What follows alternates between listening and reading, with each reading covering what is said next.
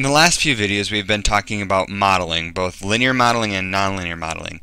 Today, what we're going to do is take a specific focus to the modeling and talk about modeling in the context of a field of the health sciences called epidemiology. And epidemiology, as you can see, studies patterns, causes, and effects of health and disease in defined populations.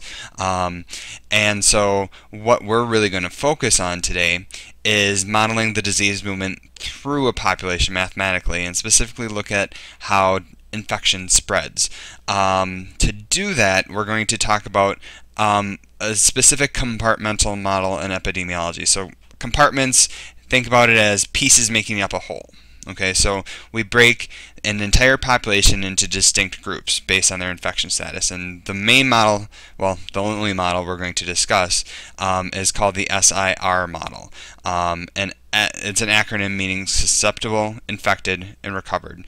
These are the three different compartments. So, for example, in the susceptible compartment, these are all the people who are able to get the disease, but have not yet fallen ill with it. Infected is they have the disease and they are contagious, and then the recovered compartment is made up of those people who had the illness in the past and or are immune.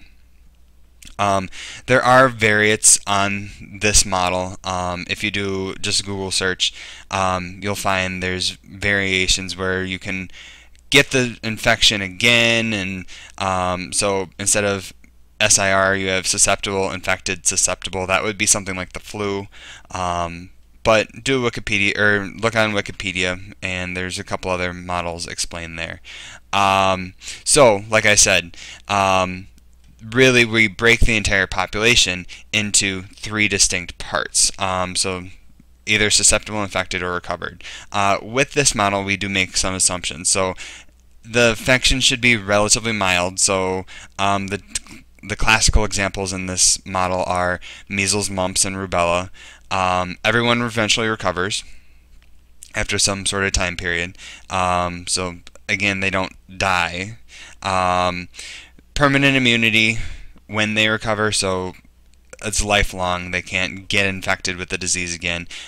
We have a large population fixed in size, so no burst deaths, that sort of thing, and they are confined geographically. So if you want to think about it, you can think about this model as we put a bunch of people in a mall, close and lock the doors, and nobody can enter or leave the building, and they have to fit into one of these compartments. And so really the progression of that the disease takes is you begin as a susceptible person, and then you eventually acquire the disease, become infected, and you can infect other people, but you yourself can't become infected again, and then you recover and are now immune. So you cannot go backwards in this model at all. And so if we look at behavior over time, really what we should see is we should begin with some large initial population that is susceptible, and over time the population in this compartment should decrease because more and more people go through the progression of becoming susceptible, then becoming infected, and becoming recovered.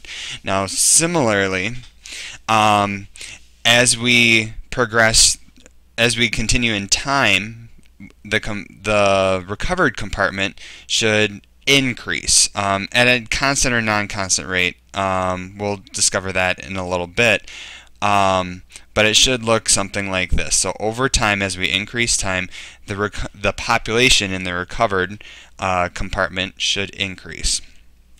Lastly, in the infected compartment. Now this one is a little counter and a little not as straightforward. So this one, typically you begin with a small infected population, and then the infection spreads, meaning that the population of the infected compartment increases. Okay, but then over time, remember that everybody recovers. So eventually, it kind of levels out, and then it should decrease again, and hopefully to zero. Okay, because we want everybody to progress from becoming susceptible to becoming infected and then recovering. Okay, so then the last question that we should answer is, are the rates at which the compartment's changing, are those constant or not? And that question we'll discover in more, we'll walk through in more detail in the upcoming videos. But really, remember, constant change refers to a line. Okay, so a linear model. Definitely infection does not behave according to a linear model because it increases and decreases, and there's no line in between here. Now, recovered and susceptible, you could model them with a constant rate of change, meaning a line. However, we're going to see that the populations are dependent on other variables. So, for example, the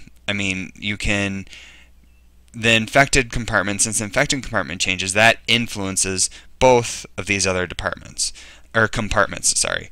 And so as a result, the change of the compartments, of all of the compartments, is not going to be constant. Okay, so stay tuned to walk through the SIR model.